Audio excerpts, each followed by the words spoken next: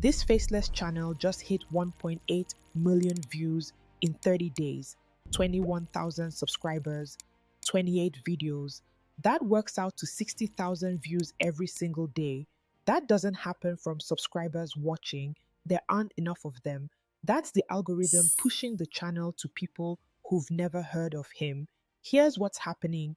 Each of his videos is structurally taken from the cartel niche. Same format, same beats, different subject.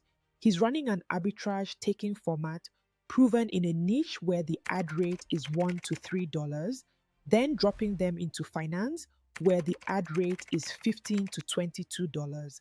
Same retention curve, 10 to 15 times the payout.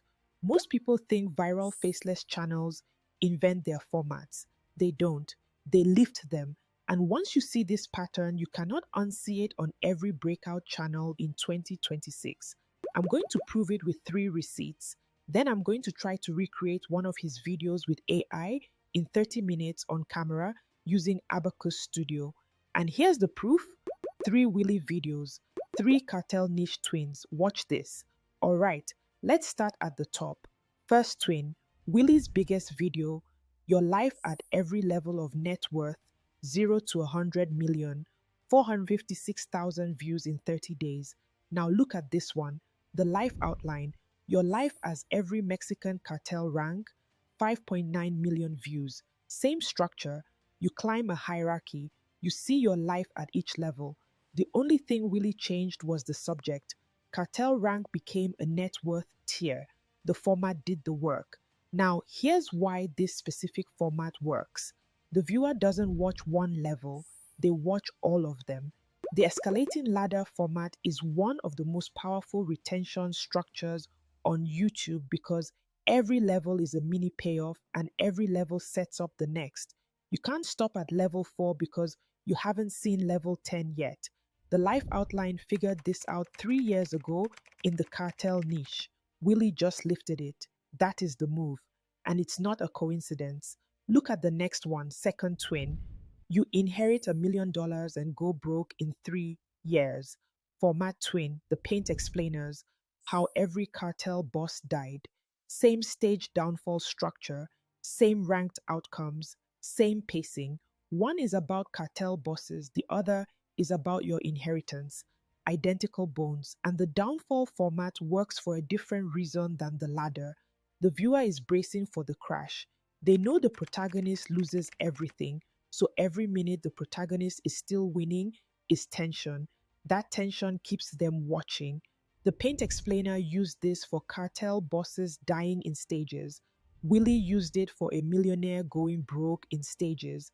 Same psychological pull, different surface. Third twin, POV, you're the hedge fund manager, pulled from the wealth explainers. POV, you're a cartel accountant, 1.47 million views. Same POV scaffold, same character immersion frame.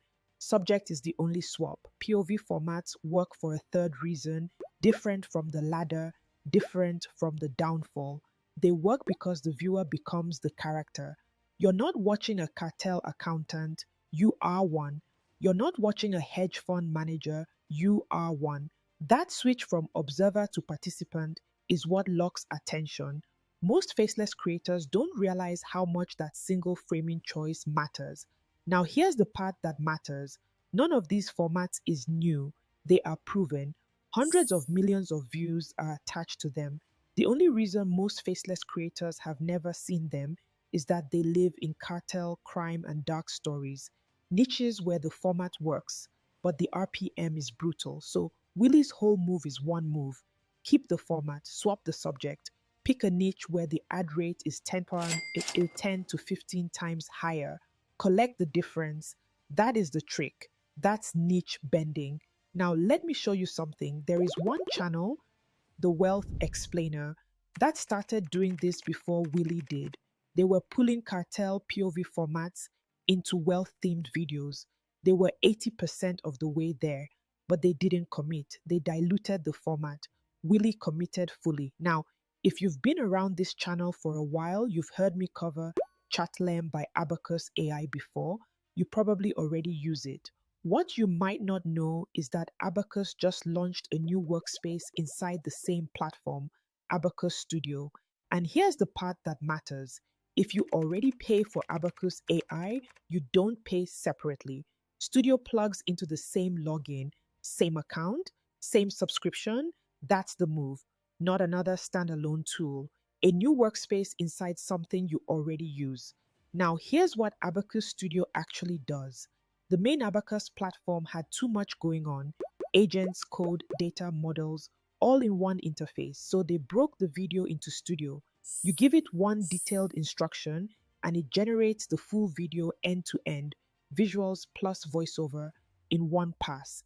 The agent writes the narration, uses the animation style you gave it, lays the beats, and stitches everything together.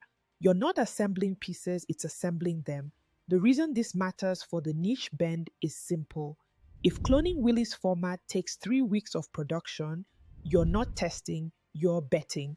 The whole point of an arbitrage is that you test fast and you test cheap.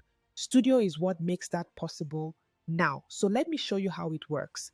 I'm running the similar scene, Willy's 0 to 10k survival mode segment, two different ways, two prompt styles, two results, so you can see exactly how much direction this thing actually needs from you. Run one, style brief only, no voiceover. When you come into Abacus, you're going to click video in the top nav. That takes you straight into Abacus Studio. You'll see one prompt box in the center. Describe a video or attach an image or video as a starting point.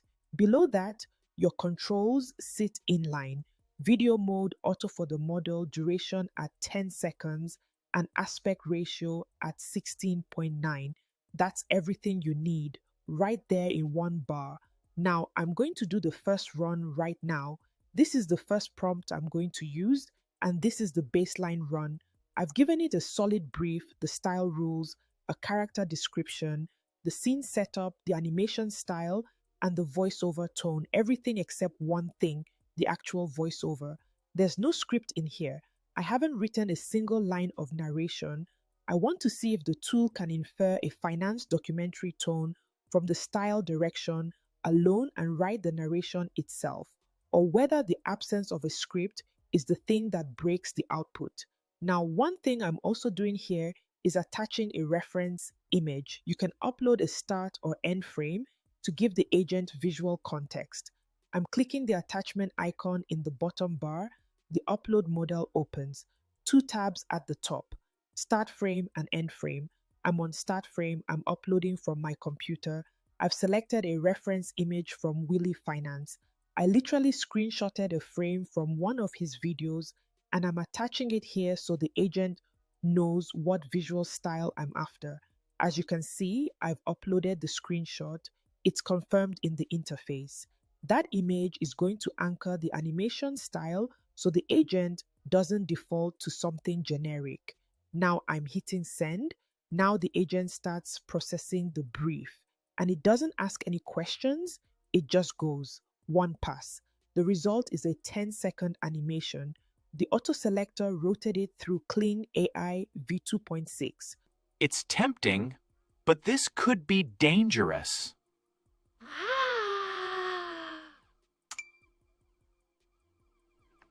So if you see it created a video, the animation style is close to Willy Finance. It's using that 2D illustrated documentary aesthetic. The voiceover tone is flat, anti-hype, which is what Willy uses. But here's what's missing. The script it wrote for itself is fine, but it's not my script. And when you're cloning a format at scale, you need the narration to match what you would have written by hand.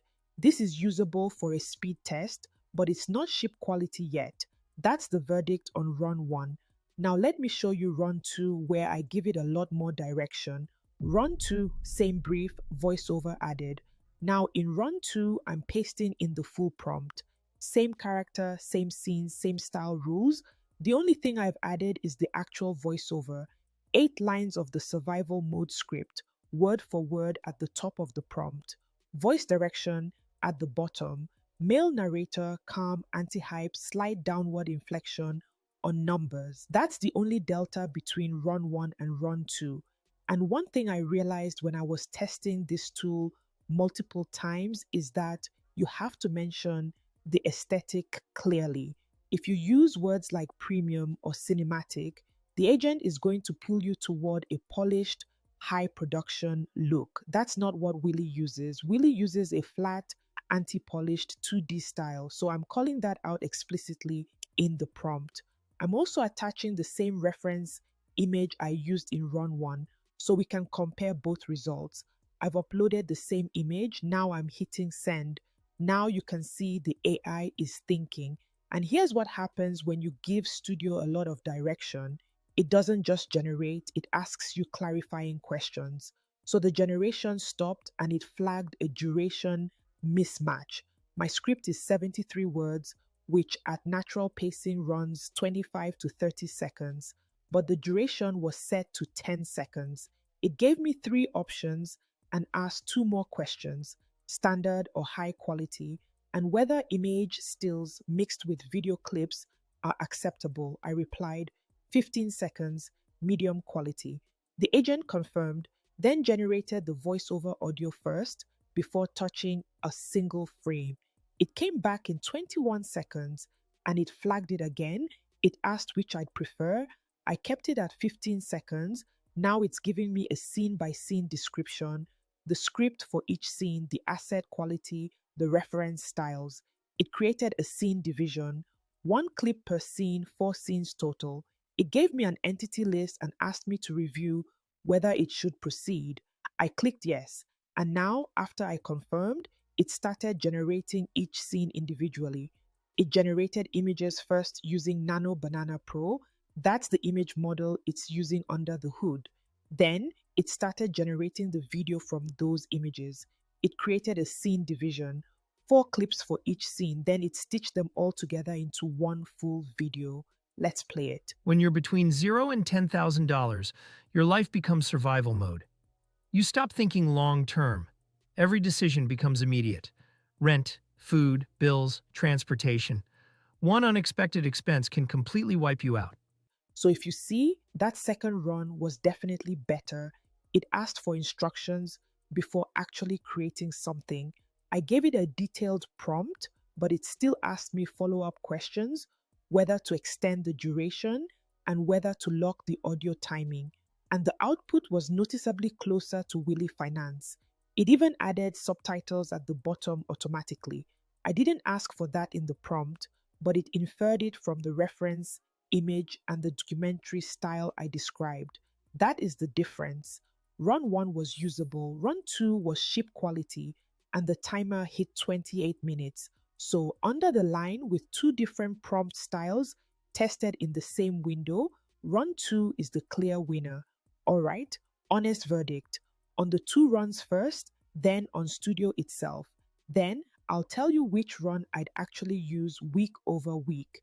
Run 2, full script plus storyboard plus voiceover direction, was the cleanest output. The narration matched what I would have written by hand. The pacing held. The agent asked clarifying questions before generating, which meant it understood the brief and wasn't just guessing. That's the workflow I'd use to clone Willy's format on repeat. Run 1, generic prompt, was usable but generic. The agent's default narration is fine, but it's not my voice. The animation style matched because of the reference image, but the script felt flat.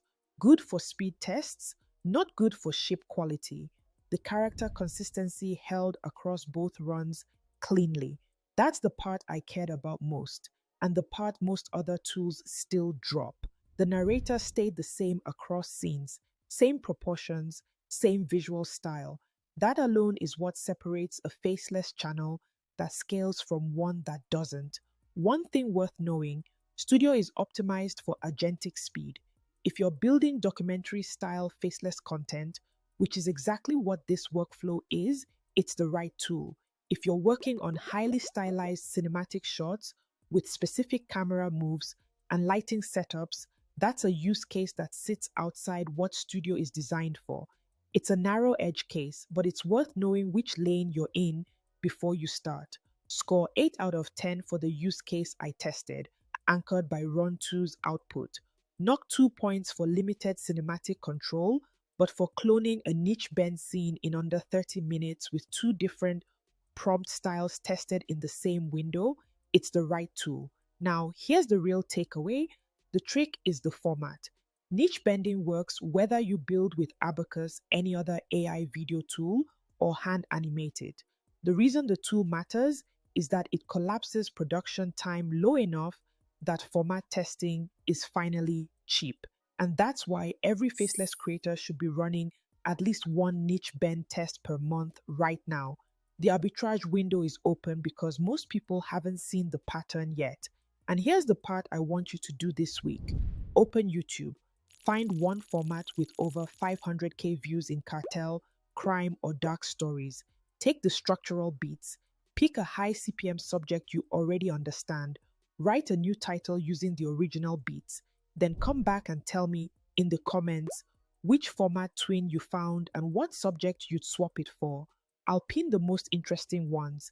Now, if you want to keep going deeper than what fits in a video, this is exactly what we do every week inside Accelerate. It's my community of faceless builders.